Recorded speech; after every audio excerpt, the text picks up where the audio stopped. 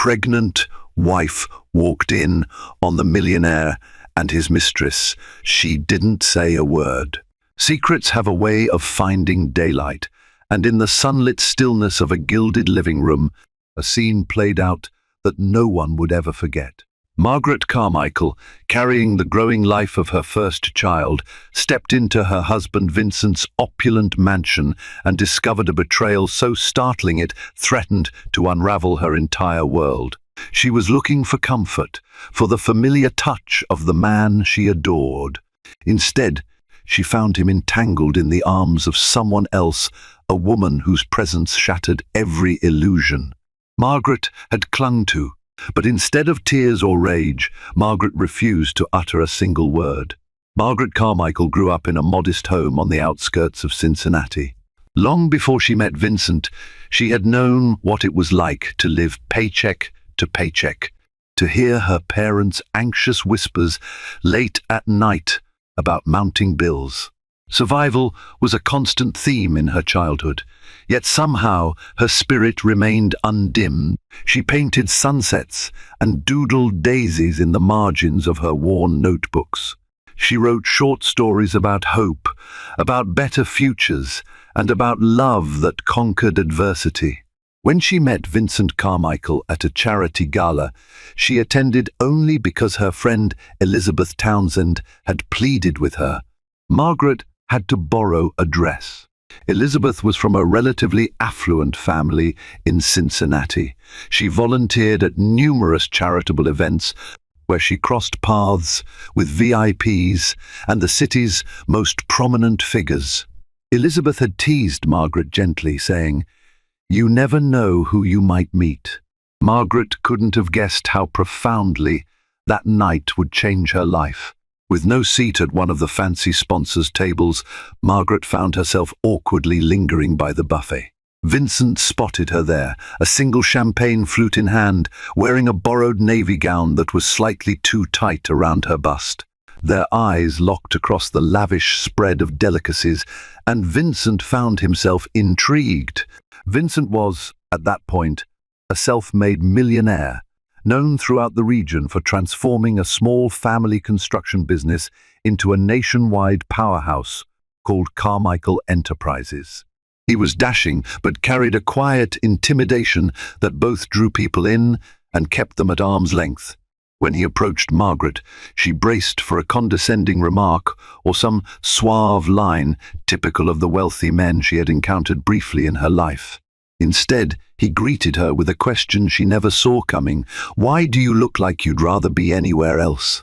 Margaret wasn't sure how to answer, but something about Vincent's direct, almost curious gaze gave her the nerve to reply with an honesty that surprised even herself. "I'm new to this," she admitted. "I don't know this world." Vincent's expression softened, a slight tilt of his lips, hinting at a genuine smile. "I wasn't always part of this world either." It was that line, that quiet sense of understanding, that sealed Margaret's impression of Vincent. She recognized he wasn't just a showy mogul. He had once known struggle. They spent the rest of the evening in deep conversation, discussing everything from youthfulness dreams to their current ambitions, disconnected from the glitzy hum of the gala. Their courtship was swift and intense. Within months, Margaret left her old life behind. She learned to navigate high society dinners and black tie events. She adapted to the hush-hush talk of corporate expansions and land acquisitions. Through it all, Vincent seemed tender, protective, and enthralled by her sincerity. For every rumor swirling around his name, Margaret had 1,000 reasons to trust him. He had that rare gift of making her feel like the center of his universe.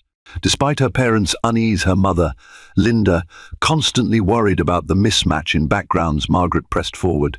She believed in the promise Vincent made the night he proposed. "No matter what storms we face, our love will be our anchor." The wedding was a spectacle that filled local society pages. Margaret's friend Elizabeth was a radiant bridesmaid, and even her father, stricken with partial paralysis from a stroke, was able to muster enough strength to walk her down the aisle. She remembered how Vincent gazed at her in her white gown as if she were the only thing that mattered in the world. In the early days of their marriage, Margaret often felt as though she were living in a dream. Their penthouse near downtown Cincinnati, with floor-to-ceiling windows, offered panoramic views of the city. They danced in the living room at midnight, ordered pizza to their lavish home after black tie events, and had inside jokes about the absurdities of high society living. But as Vincent's company expanded, winning construction bids in multiple states, he grew more and more absent. He would always promise that his work was for their future, for their comfort, and for the children they planned to have.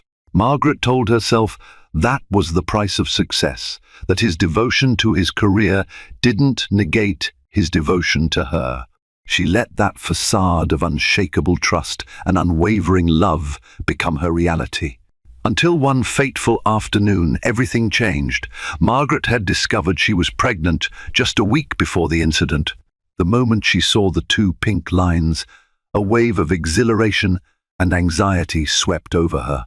She couldn't wait to share this news with Vincent. She pictured his face lighting up, the unstoppable grin he always wore when he was truly happy.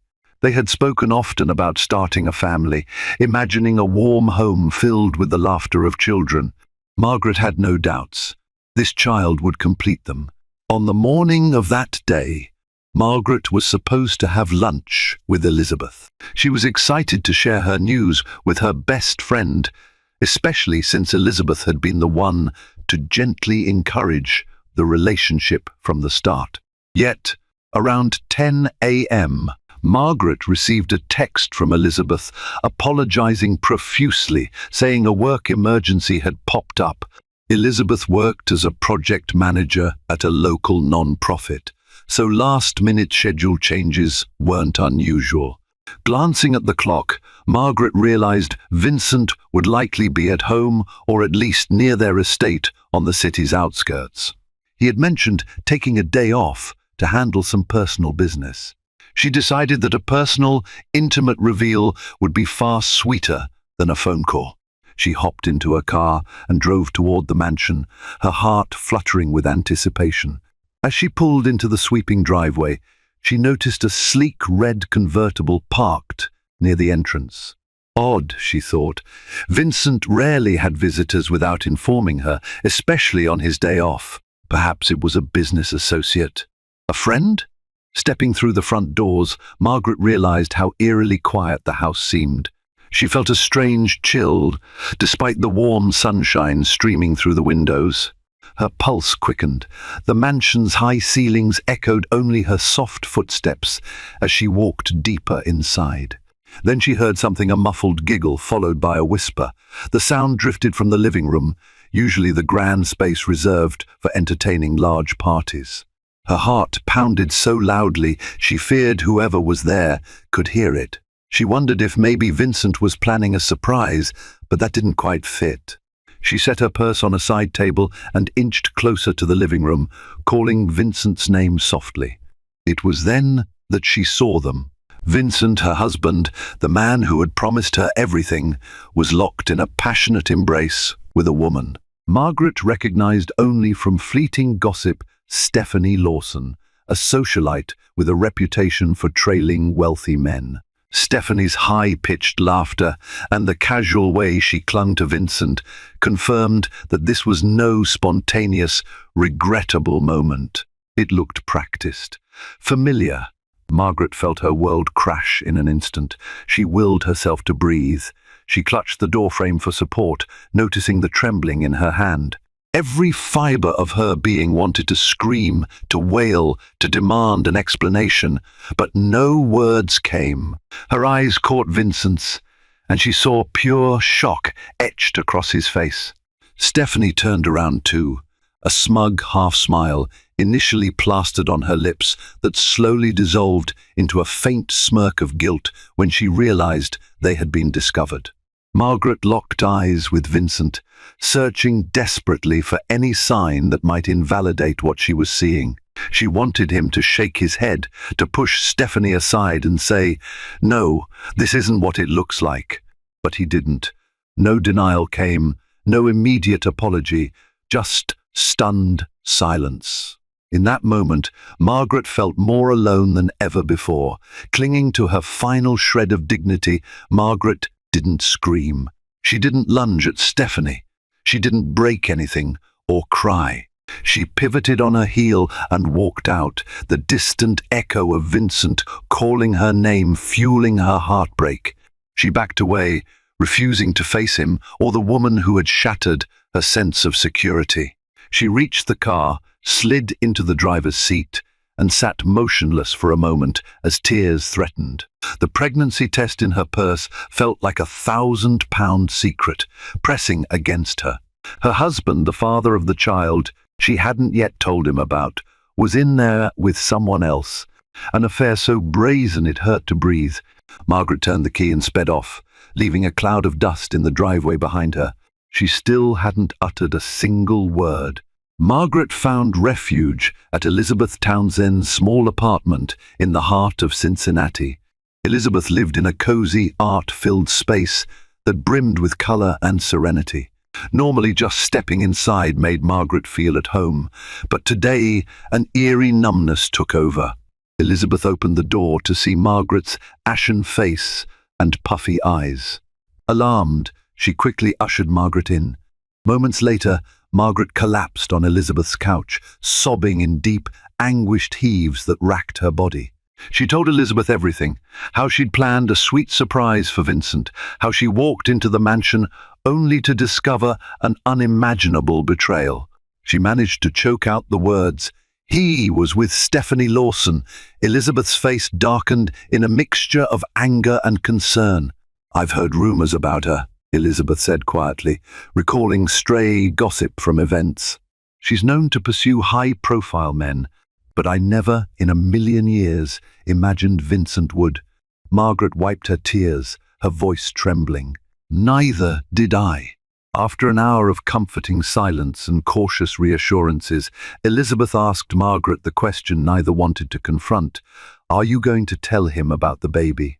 That question stung Margaret like a fresh wound, the reason she had gone to the mansion in the first place. She stared at Elizabeth, uncertain. How could she even begin to share this joyful news with a man who had just shattered her trust? Elizabeth gently encouraged her friend. "At some point, you have to decide what you want to do about him, the marriage, everything. But the baby is innocent in all this. Vincent should know." Margaret nodded but remained quiet. The emotional turmoil she felt was overwhelming. She wasn't ready to see or speak to Vincent. She needed time to process the swirl of betrayal and confusion inside her. She decided to remain at Elizabeth's place for a few nights, ignoring the buzzing phone calls from Vincent and the many texts that went unread. During those days, Margaret replayed that horrific image in her mind over and over, Vincent's arms around Stephanie, their lips meeting without an ounce of shame. Every time the memory surfaced, she felt nauseous, and it wasn't just her pregnancy. She questioned everything. Had Vincent's kindness been a performance? Had his tenderness been sincere at all? Elizabeth did her best to distract Margaret. They ordered takeout, watched light-hearted movies. But Margaret's mind never strayed far from the heartbreak. She had so many questions, yet no answers. In her darkest moments, she told herself maybe it would be better to just vanish. Start anew somewhere else, raise her child away from the shadows of the past. But she knew she couldn't run forever. Sooner or later, she'd have to face Vincent. And then, 3 days after the incident, fate intervened in the most unexpected way.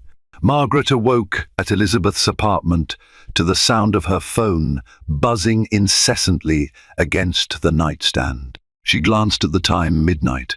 Her heart skipped a beat when she saw the caller ID, Vincent Carmichael. She watched the phone vibrate until it went silent.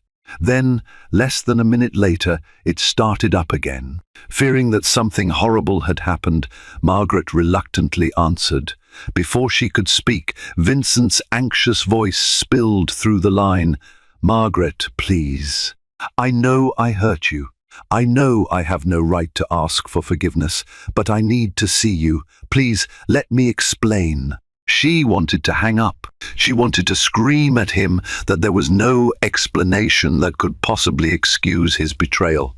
But a part of her was desperate for any excuse to cling to the memory of the man she thought she had married. So she agreed, reluctantly, to meet him at a late-night diner not too far from Elizabeth's place. It was a public setting, and Margaret felt safer knowing she could leave any time. Elizabeth insisted on driving Margaret, staying close by in the event she needed to flee.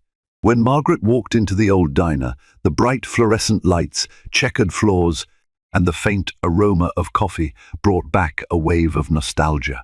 Vincent was seated in a corner booth, dressed in casual attire, a stark contrast to his usual designer suits. Dark circles rimmed his eyes, and his hair looked disheveled, as if he hadn't slept in days. He stood up anxiously when he saw Margaret. She slid into the seat across from him, folding her arms protectively around herself. For a long moment, they just stared at each other. Then Vincent leaned forward, voice shaking.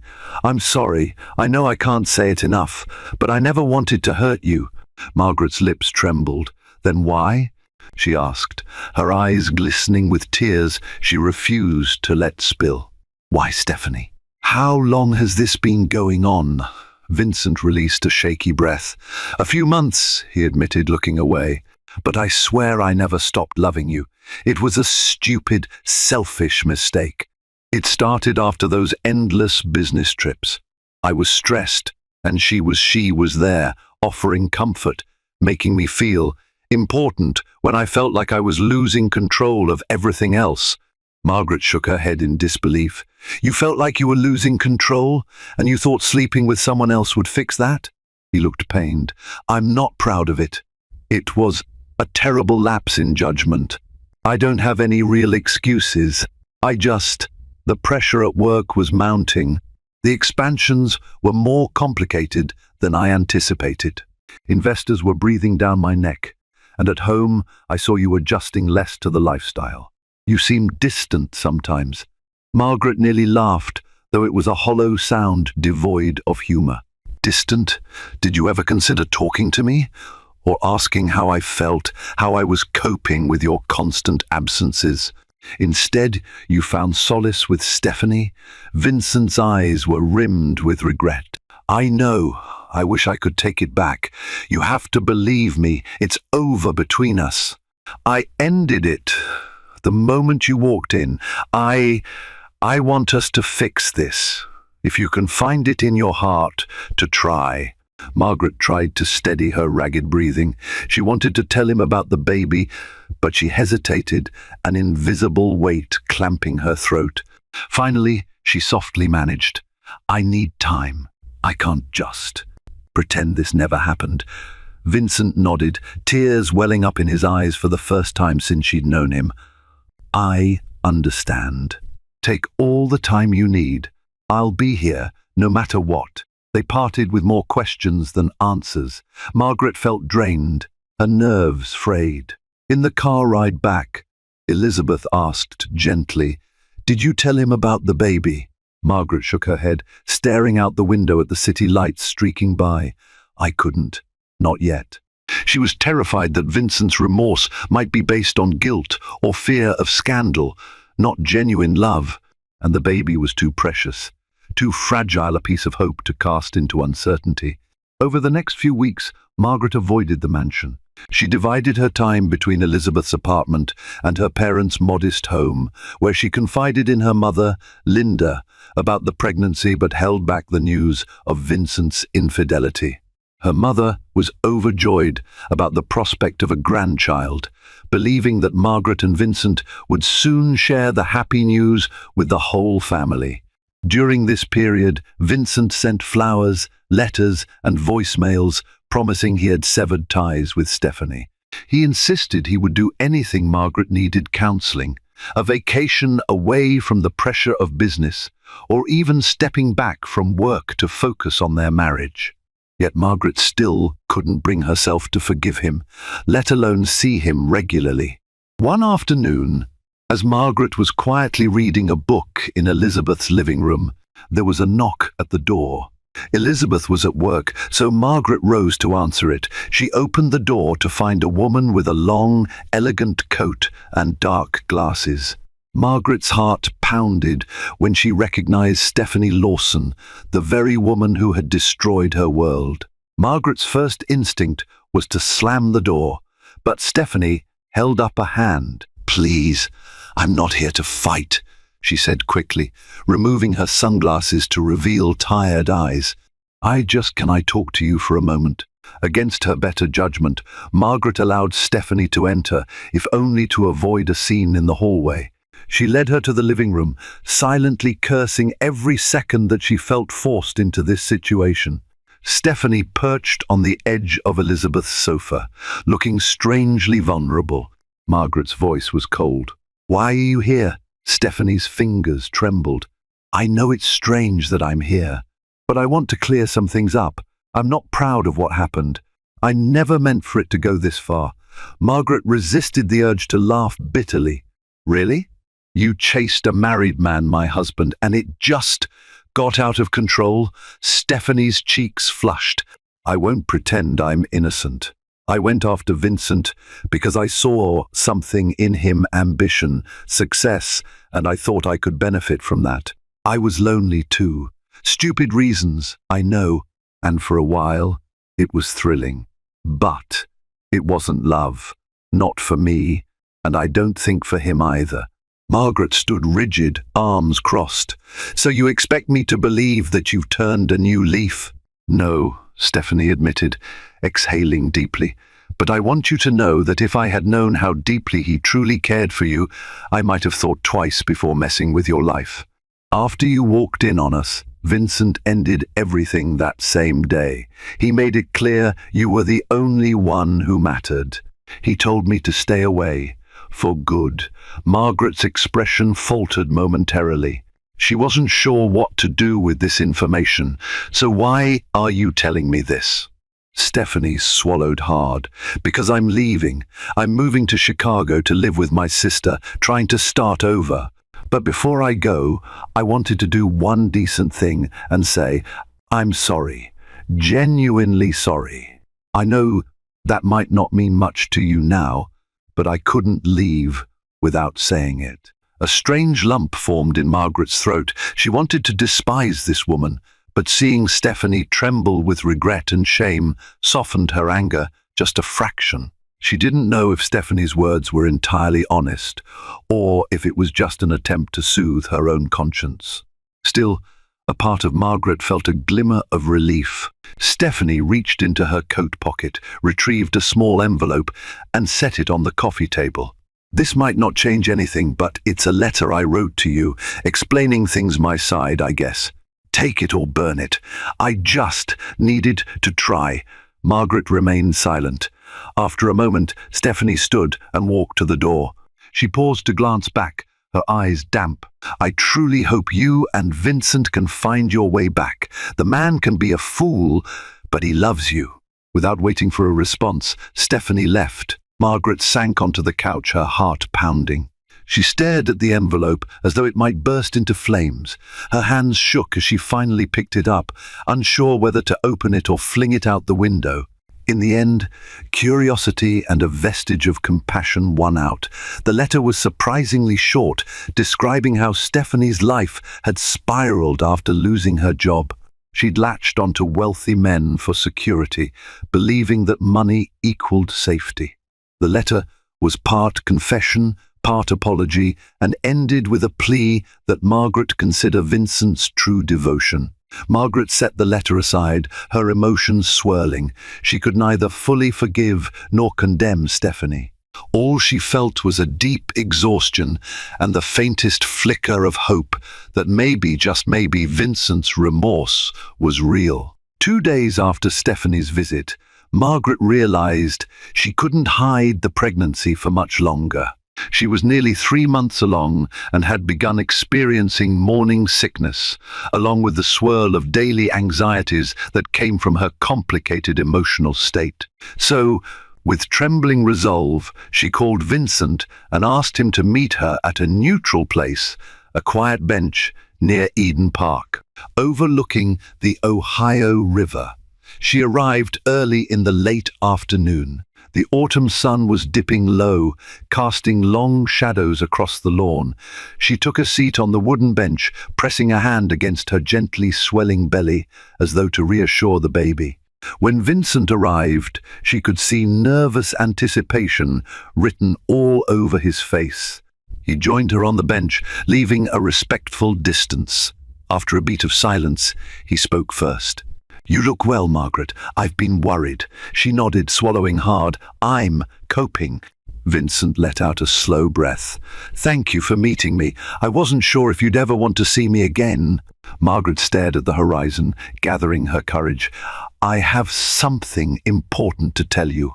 Something I wanted to tell you the day I found you." Her voice faltered, and she closed her eyes briefly, fighting the wave of pain. "I'm pregnant, Vincent." The words hung in the air between them, thick with emotion. Vincent's eyes widened, and for a moment he just stared. Then, almost in slow motion, he reached for Margaret's hand. She let him take it, though her grip remained tense. "Pregnant." His voice trembled with a cautious joy laced with obvious remorse. "Margaret, I don't know what to say, except I'm so sorry. I'm sorry you had to deal with this alone, even for a day." Tears slipped down Margaret's cheeks. "I wanted to share it with you in a happy moment, but that chance is gone." Vincent's grip tightened protectively. "I know I've destroyed your trust, but you have to know that I will do anything to be a good father to our child and to try and fix what I broke. If that means therapy, or stepping away from the company, or even letting you go, if you can't bear to be with me, I'll do it." Margaret looked at him, seeing genuine tears in his eyes, his voice thick with regret. This was the man she had fallen in love with, human, flawed, but still capable of deep emotion. She felt her anger stir again, but it mingled with a sense of relief that he wasn't dismissing her or shifting blame. "I don't know if I can forgive you yet," she whispered, "but I do know the baby deserves a father, and a mother who tries to make things right." Vincent nodded, blinking back tears. "Thank you for even considering it." They spoke for another hour, tentatively mapping out a plan. Margaret agreed to stay at her parents' place for a while to clear her head. Vincent offered to pay for all her medical appointments, to be there for the ultrasounds if she'd let him. He confessed again how the affair with Stephanie was the biggest mistake of his life. He would live with the regret forever, he said.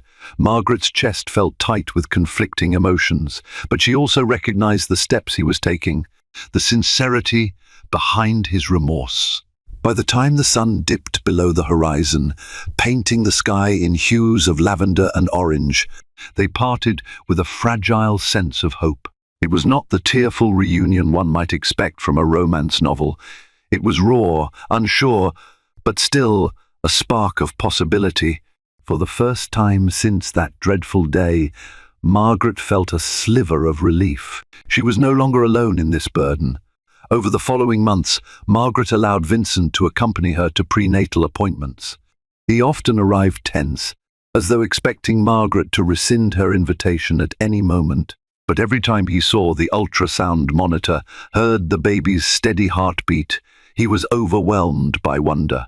Tears filled his eyes at each visit, and Margaret sensed how deeply he wanted to be involved. Margaret remained at her parents' home, turning the old guest bedroom into a makeshift nursery.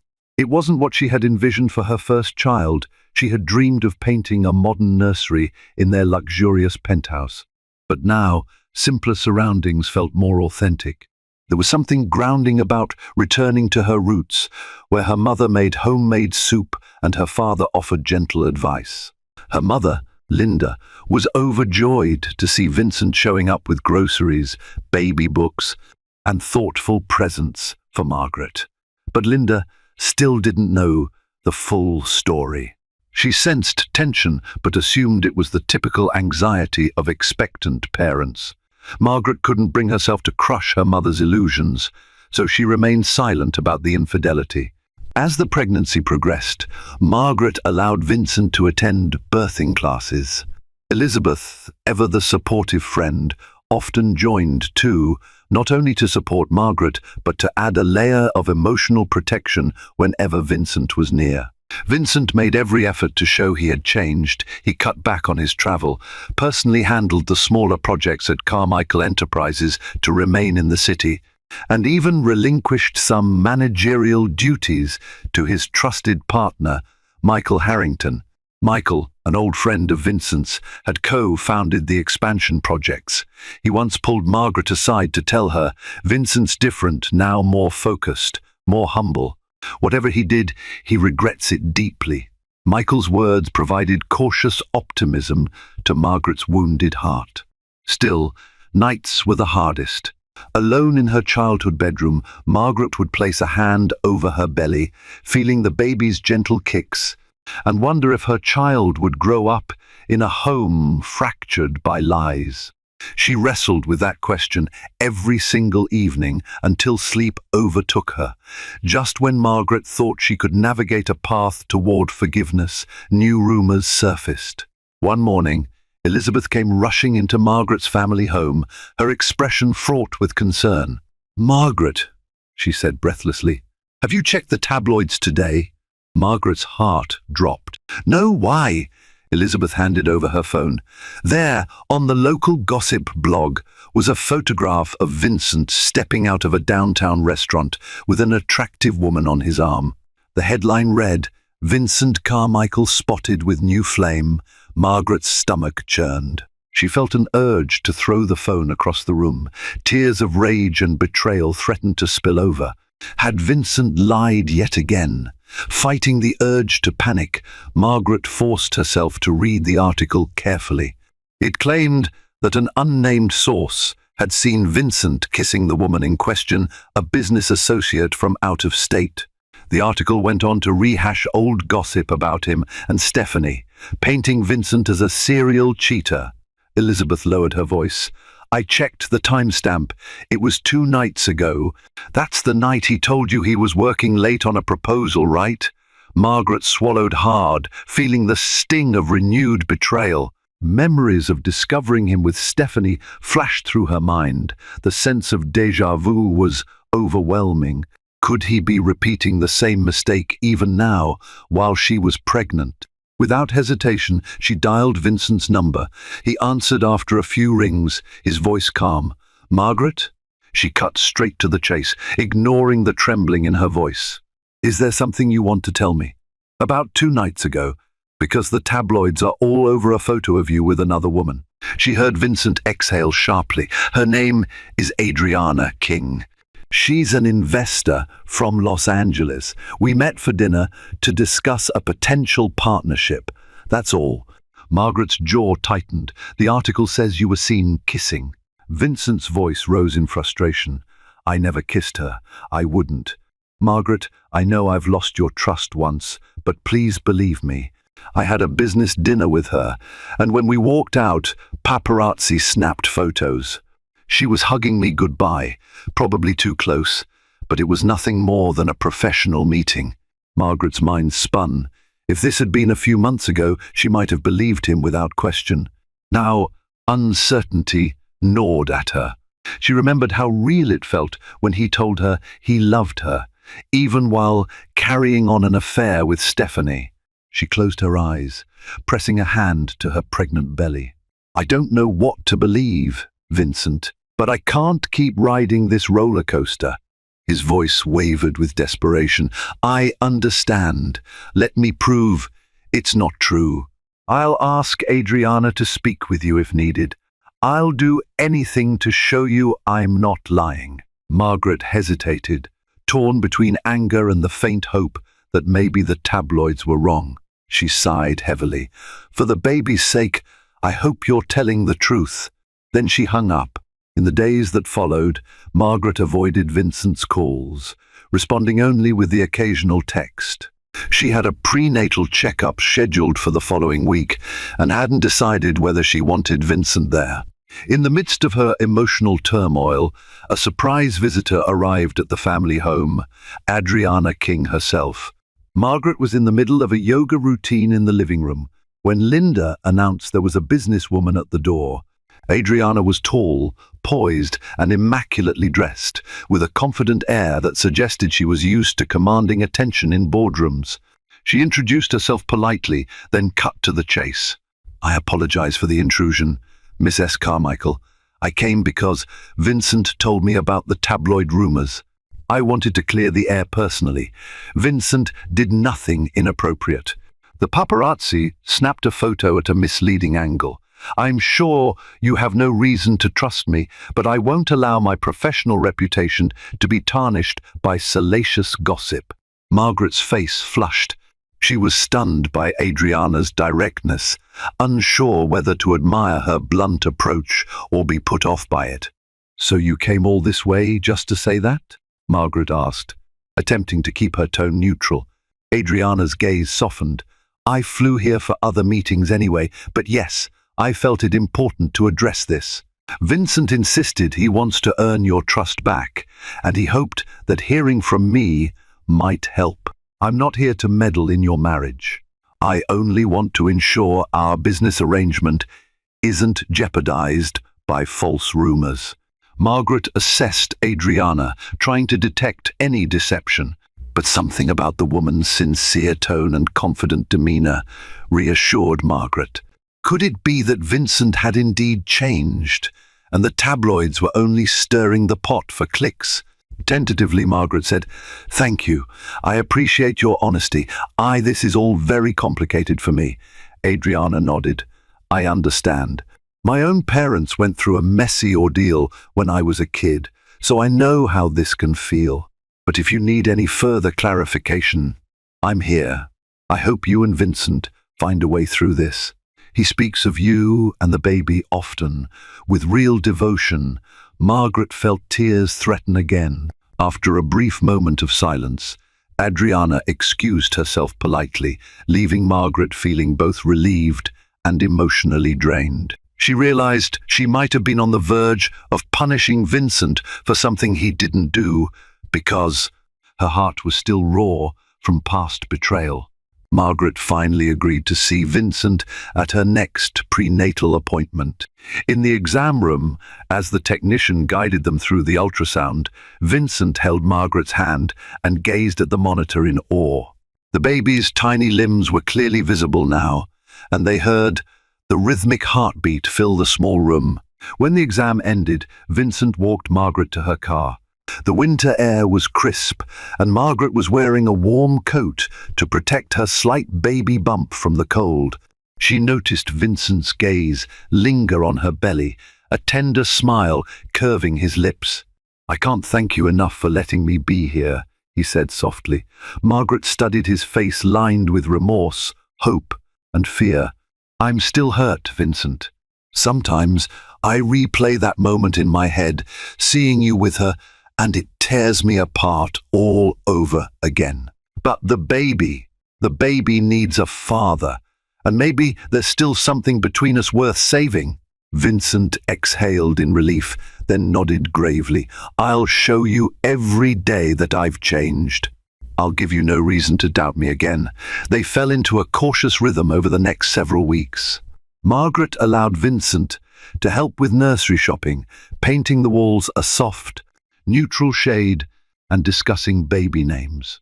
Some nights, he would come over to her parents' house and cook dinner with Linda. He even accompanied her father on walks around the block, listening to old stories about Margaret's childhood. Slowly, Margaret began to see genuine transformation in Vincent. He had put aside his once ceaseless drive for expansion, focusing more on local community projects that allowed him to stay close to home. He even took the time to help Elizabeth's non-profit cause, quietly donating funds and participating in a volunteer day. Much to Elizabeth's surprise, Margaret wasn't naive. She knew rebuilding trust was a long journey. But as her belly grew, so did her cautious optimism. The baby kicked, reminding her there was new life in the mix, an innocent life deserving of stability and love. Just when it seemed everything was on a path to healing, another unforeseen twist emerged. Late one evening, Margaret's phone rang. It was Stephanie Lawson. Margaret hadn't heard from her since the day she came to Elizabeth's apartment to apologize. She almost let the call go to voicemail, but felt a sinking dread that urged her to answer. Stephanie's voice was strained, barely above a whisper. "Margaret, I'm calling from Chicago. I need to warn you about something." Margaret's pulse quickened. "What is it?" Stephanie took a shaky breath. "Someone's trying to sabotage Vincent. I overheard a conversation in a lounge here. People mentioning how they plan to spread rumors about him as a cheater and a financial fraud. I don't have all the details, but I recognize the name, someone from Carmichael Enterprises. I think they want to push Vincent out of the company." Margaret's heart pounded. She recalled the tabloid rumors about Adriana King. Could that have been part of a bigger plot? "Who was it?" "I'm not entirely sure," Stephanie said regretfully. "I just heard them reference a man named Carter or something like that. They were discussing forging documents and planting them to ruin Vincent's reputation. I overheard them say they wanted to exploit the tension in his marriage too. They think he's distracted. They want to dethrone him as CEO. Margaret felt her blood run cold. Carter. The only Carter she knew was Anthony Carter, one of Vincent's top investors who had a long history of butting heads with Vincent's decisions. Could he have orchestrated this? Stephanie whispered a final plea. "Margaret, I know you have no reason to trust me, but I couldn't stay silent. If you need me to testify to what I heard, I'll do it. I owe you that much." Margaret hesitated, her mind racing. "Thank you," she murmured, unsure what else to say. When the call ended, she stood there, stunned. Was Vincent in danger of losing everything, just as he was trying to rebuild his life with her? She immediately called Vincent, breathless as she relayed what Stephanie had said. Instead of dismissing it, Vincent paused for a moment, and then she heard him say, "I believe it. Anthony Carter's been pressuring me about expansions I refuse to authorize. He wants me out." I knew he was cunning, but this is next-level treachery. Margaret's hands shook. "What do we do?" Vincent's voice was firm but calm. "I handle it. I'll gather my legal team. If Carter wants a fight, he'll get one. But I won't let this overshadow us. Not again." In the storm that followed, Margaret and Vincent found themselves unexpectedly united. As the false rumors about Vincent's mismanagement spread in the business world, the Carmichaels stood shoulder to shoulder. Margaret, who had once considered leaving Vincent entirely, chose to believe in his sincerity and defend his reputation against malicious gossip. They gathered evidence, email exchanges, eyewitness testimonies, and corporate documents to prove that Anthony Carter was orchestrating a smear campaign. Michael Harrington played a vital role, stepping in to ensure the company's board understood what was really happening. Elizabeth Townsend assisted by tapping her network of colleagues who had experience dealing with unscrupulous investors. In the midst of chaos, Margaret saw Vincent's character shine. He refused to retaliate with dirty tactics, opting instead for due process. She realized that while he had made a grave mistake in his personal life, his commitment to integrity in business was unyielding. That conviction reminded her of the man she fell in love with, the one who started from nothing and built a company on the backbone of hard work and honesty. During this time, they spent countless late nights together, discussing legal strategies and preparing documents.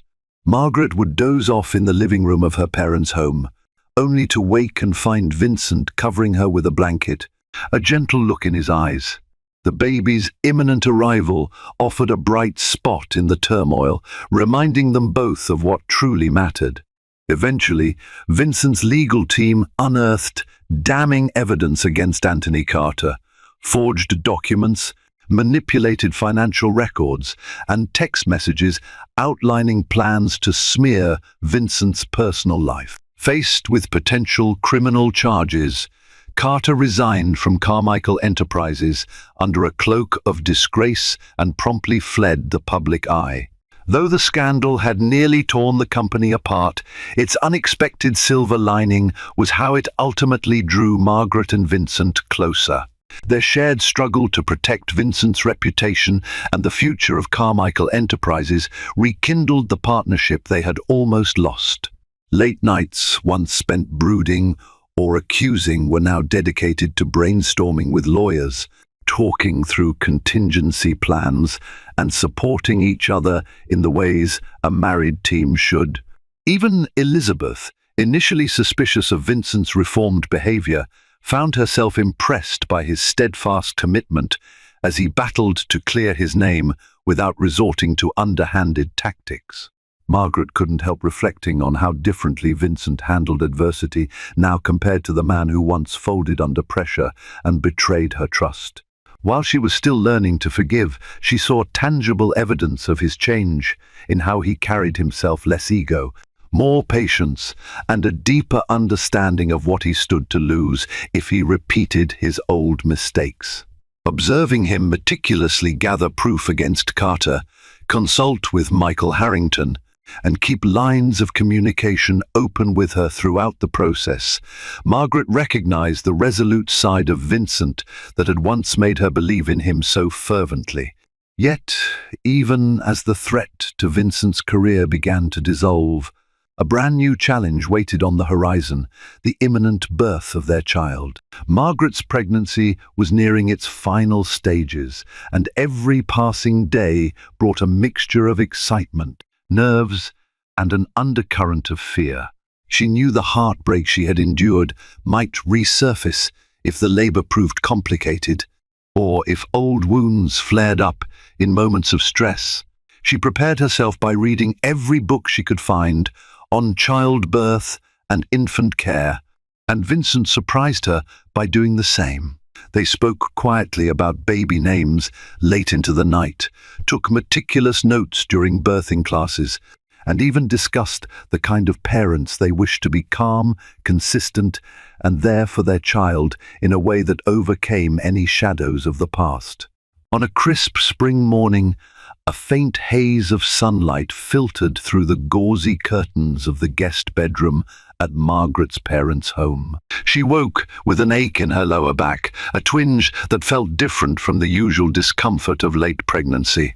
It persisted, and by mid-morning, the pains had grown stronger and more regular.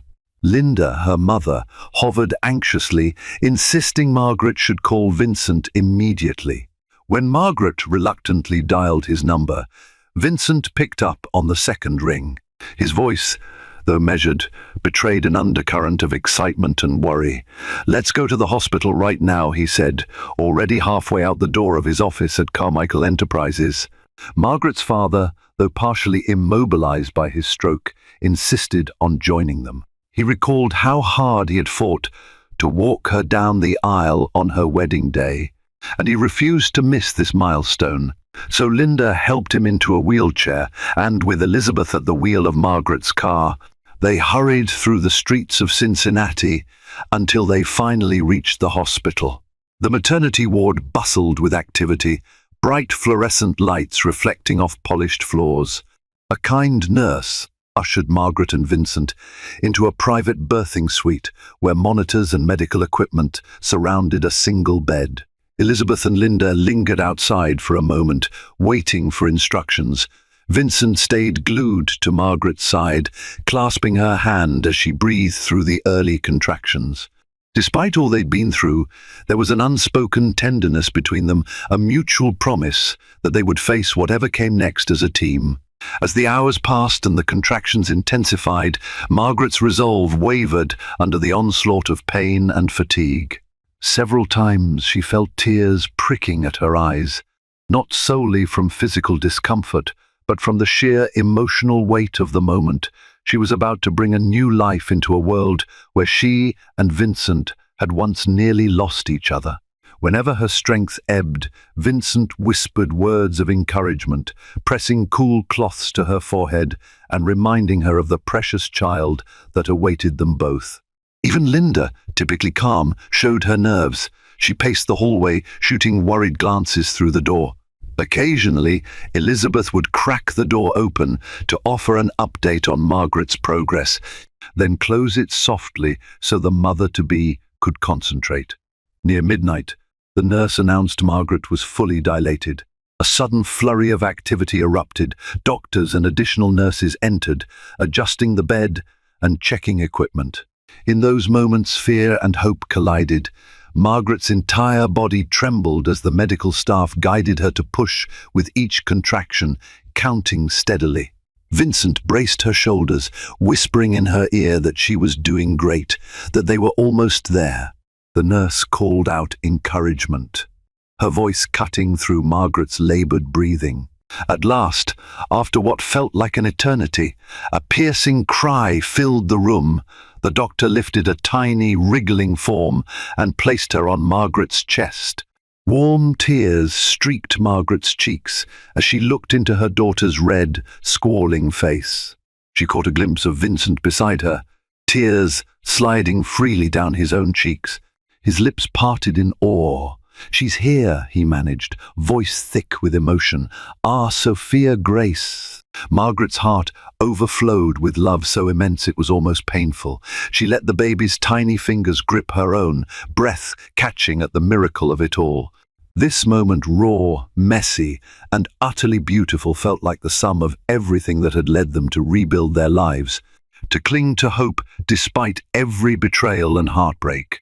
Once Sophia was gently cleaned, weighed, and wrapped in a soft blanket, Vincent held her for the first time. The sight of him cradling their daughter, still wearing the same determined expression he'd had when fighting for his family's honor, moved Margaret more than words could say. In that instant, they locked eyes, forging a silent understanding that this was the promise they were meant to fulfill all along. When Linda and Margaret's father finally came in to meet Sophia, there wasn't a dry eye among them.